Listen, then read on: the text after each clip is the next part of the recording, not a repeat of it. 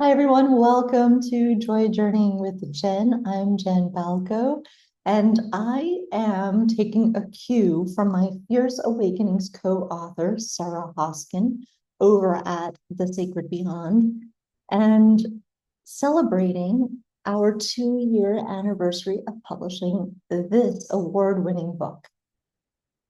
It's a collaborative book, and 12 of us teamed up to write about our own fierce awakenings and the courage and confidence that we found to keep walking our own spiral paths.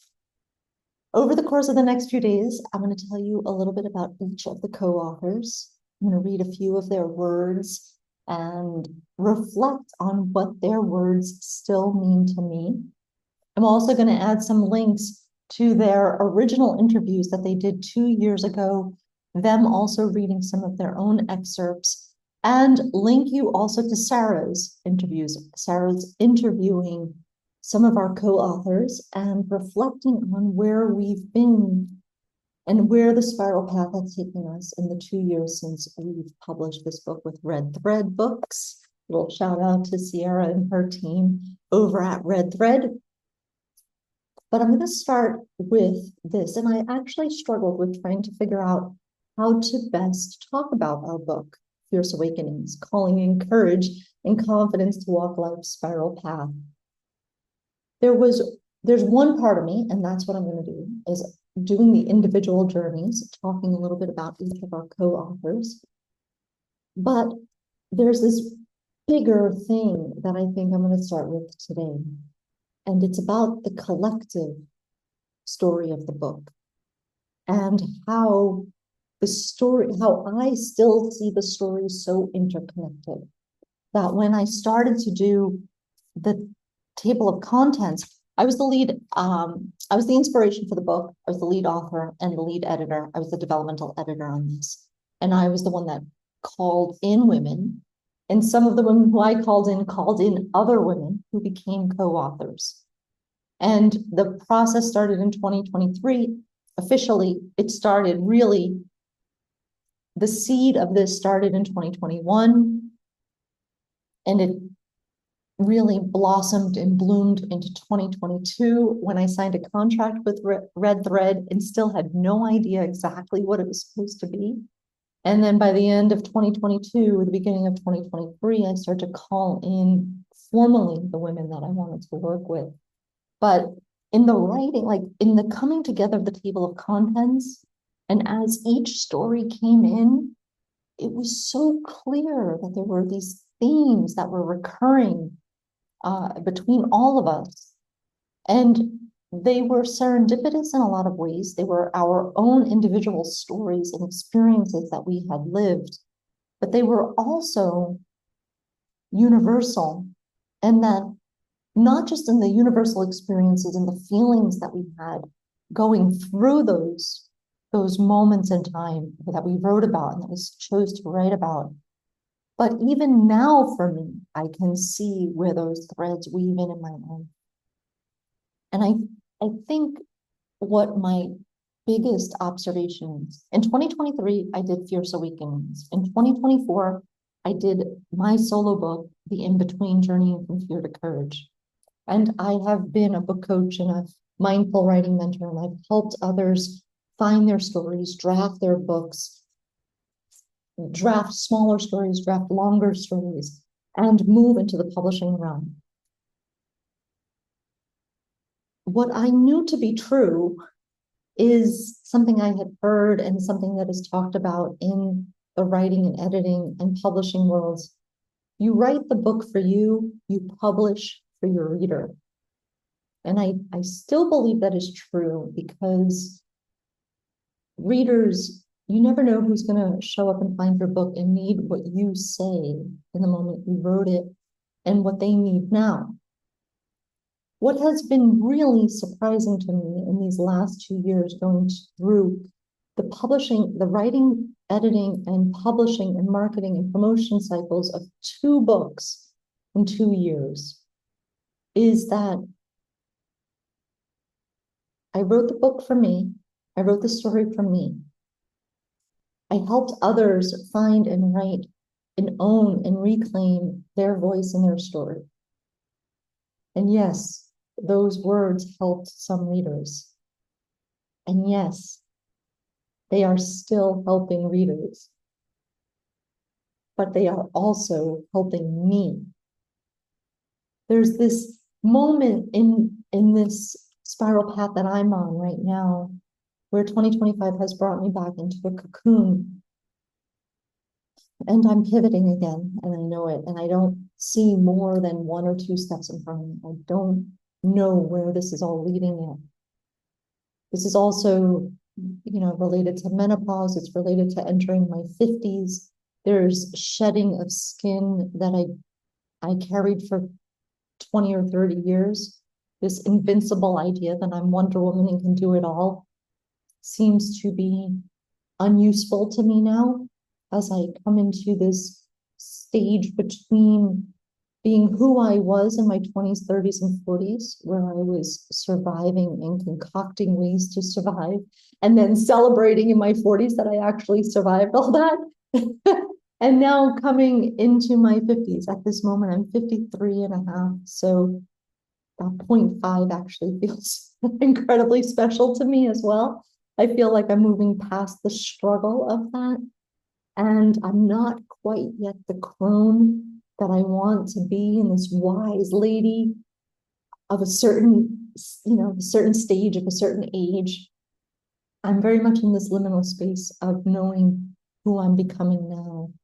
And I can't tell you how surprising this book and this book have been for me.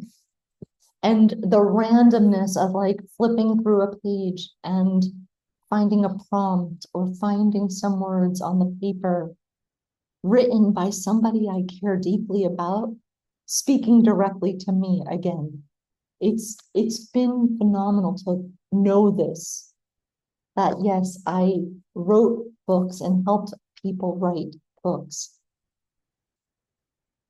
and that the story is still mine. And I'm an apprentice to my own creations in some ways, that even though I may have been a mentor in this particular example of Fierce Awakenings, I'm also now an apprentice to the women who shared their stories. So what I see in this book, and I'll just mention it now before we go in, like, I'll just name all the authors in the book.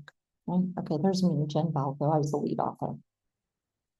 Shauna Burkholder, Nicole Fabian, Roxana Figueroa, Kathy Gates, Sarah Hoskin, Ellison James, April Lee, Josette Mills, Wendy Peterman, PhD, Susan K. Smith, and Joanna Lynn Steffel. That's the alphabetical listing of our authors, and I celebrate them. But when I think of their stories, I think of it in the context of the pages and their stories and how they wove together. And there are 3 sort of distinct parts to the book. And it really, to me, and that's how it's laid out. Maybe you'll see it if you pick it up and read the book. But there's this sort of coming of age beginning, this rite of passage, where we are just understanding that we are not on a linear path through time and space, that we are on a spiral path. And the spiral path moves us inwards and outwards. It moves us upwards and it moves us downwards. And it moves through us and it moves around us and moves in a lot of directions. And when we start reimagining our lives as a spiral path and not a linear progression of things, it creates a different kind of spaciousness in our bodies. So the first few chapters set that up. Sarah walks us into this journey that she had on the spiral path, and her understanding of what that meant. And then we move like what followed so closely was Shauna's story about journeying to wholeness, and how at one moment she woke up and realized it wasn't really the life that she wanted. And then the two pieces that kind of pull that together, and she followed one calling. She followed a calling in that. And then we go into this idea of the sacred pause with Joanna's story. And Joanna's story, it's one of these everyday things that could happen to us. She slipped and fell and hurt herself. She hurt her ankle. And that created a huge setback for her that she didn't understand at the time in her college years. And it changed some of her perceptions of how things happened. And then Josette's story is sort of that last part of a story to me. And in Josette's story, it's the pulling the plug on people pleasing, where she had reached her enough point and she was facing some very serious health conditions that forced her to say, I can't do what I'm doing anymore.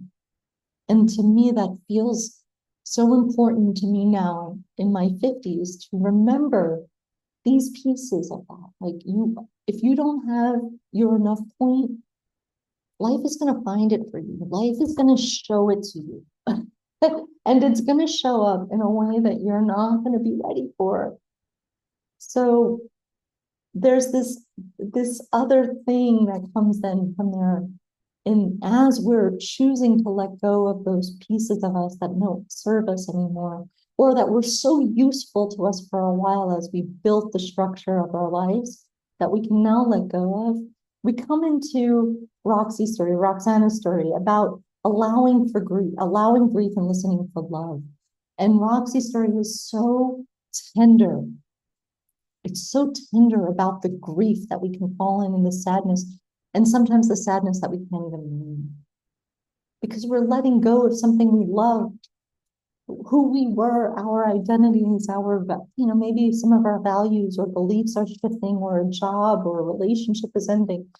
And we don't acknowledge the grief of that. And there's this flow, it's kind of following this very feminine Maureen Murdoch flow of the story where we allow ourselves to descend and fall into that. And from there, it goes into Nicole's story about how I failed one boy. Nicole's story is really a reckoning that we can all feel sometimes. There are these moments in life where we think we've failed ourselves or failed other people, where we gave it our all and it still may not have been enough. And Nicole has this very intimate relationship she's a teacher and was a special ed teacher at the time. And one of her students died of an overdose. Nicole has a very special gift of channeling, and she has a very close relationship, even in the afterlife, with this student.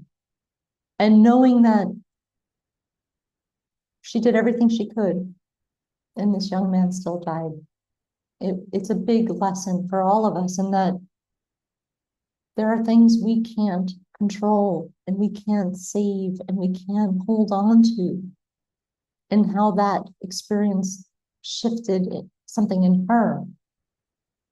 And then from that story, the way it all flows, I can't believe how these women all showed up to write different pieces of this story that teach us each something at each turning point. So then from there we have Wendy's really heart-lifting story, the paradigm shift, my neuroatypical journey of self-awareness. And it's about her neurodivergency and how she spent a lifetime trying to fit in and masking this and becoming a very, very successful woman and very, very accomplished. And I think for many of us, as we kind of move, for me, as I still move through sort of the menopause hormonal shift of all this, and knowing that some of my dearest friends are being diagnosed with ADHD later in life, and maybe And I haven't gone down that road, but I could see where I might have some of those qualities. It's just really understanding who we are and how we have tried our whole lives to fit in. And maybe we don't fit in. And maybe that's okay, and that is completely okay. And learning from Wendy about how to express that and express that, yeah, your brain works differently. You think about things differently. It's okay to have a different perspective. It's okay to see things in the way Wendy talks about it in this hologram approach. As a hologram, as a different kind of image. And that has come into my life again. Of what perspective am I holding that needs, if I just moved it a little bit, how would I see it differently? How do I see myself differently if I move the prism a little bit more? And then there's like, those are sort of the chapters that kind of take us through this pendulum area of grief and sadness, recognition that something has to turn, recognition that something else is going to take us up on the ascent. So that like the third and maybe fourth parts of the book, we kind of come into Kathy's story about from life's fire to life's gifts. And Kathy tells a story about how she fire walked and had a series of grief moments and letting go moments, and then how quite literally walking on fire and learning how to fire walk, how that really burned away so much of this residual energy that she knew she couldn't carry anymore, and how that lifted her to a higher point. Literally, she did a hike after that and had this different kind of experience because she was able to let that wildfire kind of burn away what needed to be burned, and she could walk through it and endure it and then release it. So there's this other, that's like the complete turn, and the rest of the book kind of follows that with April's story about mirrors, and it links all the way back. It links to April's stories links to, in my mind, Nicole's story and Wendy's stories about being, and even Roxy's story about being really sensitive and highly attuned and sensitive and not knowing where that comes from, growing up with these societal expectations of who you're supposed to be and how you're supposed to behave. And April learns something really deeply in her chapter about the connection that she has with her father, who wasn't very present in her life at that point, but the gifts and the talent and the creativity he had, and how that really fed her. And the mirror that we're offered as we're coming out of sort of a cave or a cocoon, how we know we don't fit into this societal pressure that's upon us, that we don't fit in this thing anymore. We don't even fit our own identities anymore, and how that's mirrored back to us in life. So, and then from there, like it comes into this more fulfilled place, like, then who am I? And Susan's story, Searching for the American Dream, so directly links me back to Shauna's story in the first, the second chapter of the book and the early stages of this. Susan moved her life abroad, knowing that she couldn't stay in the country of her birth, country of origin, which is the United States. She moved all the way over to the Emirates, to the United Emirates, and overseas. And she lived there for about 20 years before deciding to come back and retire back in the United States. And those sort of big milestone choices that come from like one little seed, that maybe, like, for me, the way I saw it when I was reading the story is that Shauna had this little seed of an idea, and then Susan's chapter made it the dream that became reality. And then what happens when you really take those big steps right? And how you master that in life. And the mastering of life is where we have Ellison's story. And Ellison's story is crone learning to dance with death. And Ellison has this unique experience of being a death doula. Death doula. Let me say that again. And she was a caregiver for people at the end of their lives and worked with families and individuals moving through this transition. And I put her near the end of the book because it feels like when we fully own all of this and become the crone dancing with death, we become less afraid of death and we become more ignited in the way that we live. We become more connected to the choices we make. In Ellison's story, there's one moment where she takes a stand for herself and talks about her superpower, and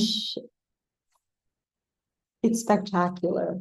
I remember reading it for the first time and standing back and applauding for her along with the other people who were standing in the room at the time when this, the time that she's writing about is standing in the room and claiming this. And I too stood right next to her and applauded her in that moment because it felt like one of the highest expressions of who we could be. And then we close out the book with my chapter on The Wind That Whispers to Me.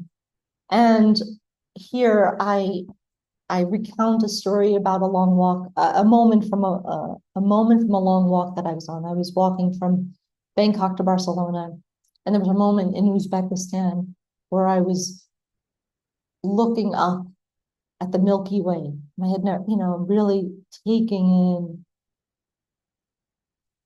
the breath of our not just earthly presence, but our place in the universe, our place on a different level.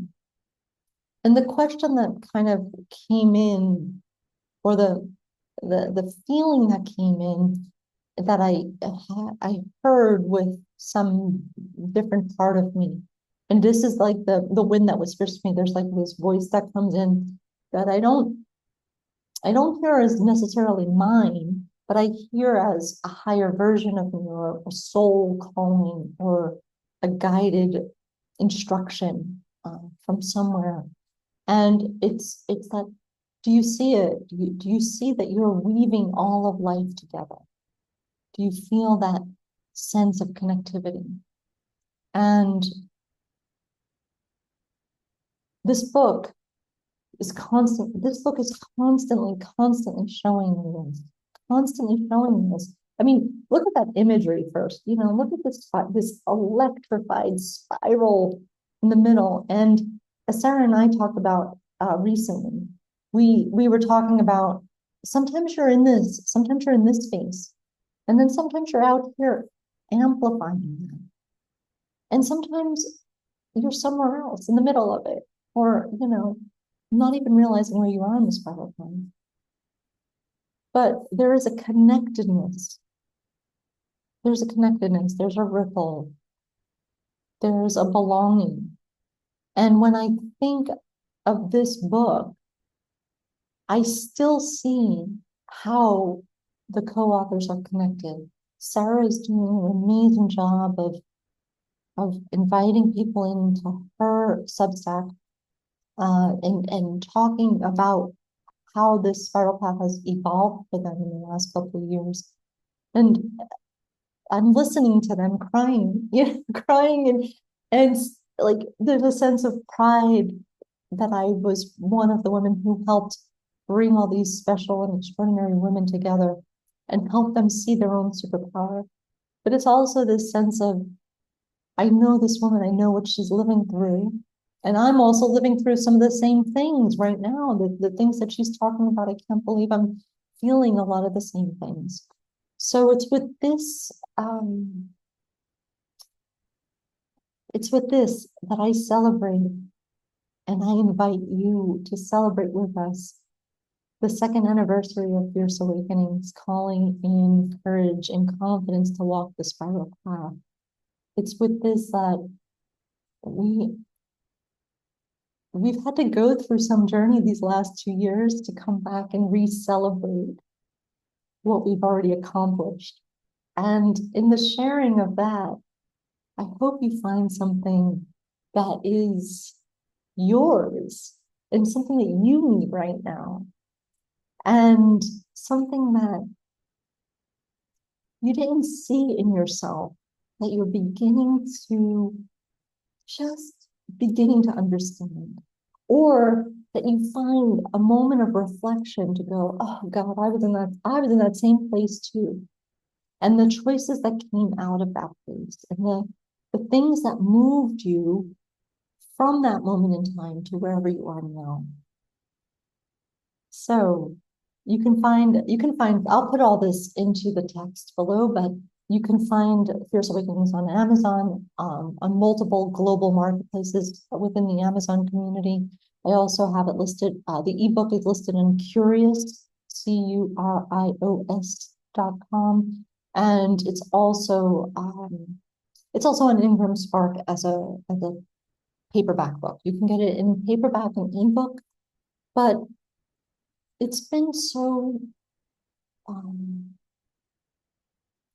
not sure. There's something about how these women came together and how we were supported by Red Thread Books kind of behind us, or like around us. The Red Thread writers community in Sierra, the publisher, like how we felt so supported in that a lot of things blossomed through. I mean, this was pretty much a year journey between when the women started to come into my space around January, February of 2023.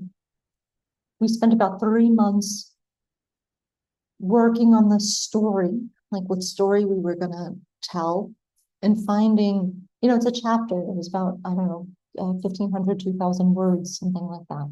But finding the right sliver of our lives that we wanted to share.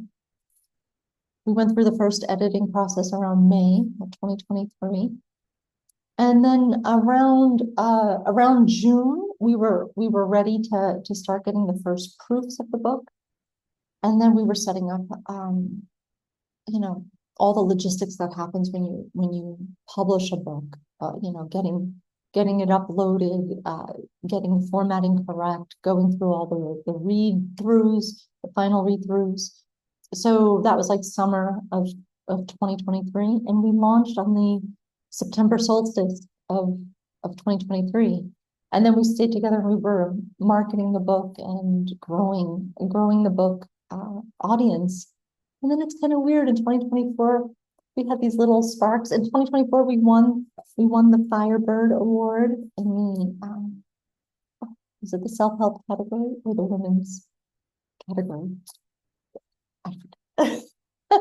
Because I also won an award for the in-between around the same time. So both awards came in at the same time. And like just knowing like, wow, we won an award. That was really cool. That's like was a highlight, and it was kind of like we kind of had this like little firework there. And then we kind of went quiet again. And for a lot of 2025, like this has just been in the background doing its thing. And now coming back in, on this anniversary month, I can feel all of those feels again. I can feel that really deep-seated connection of what this book means, and the lasting quality that it has.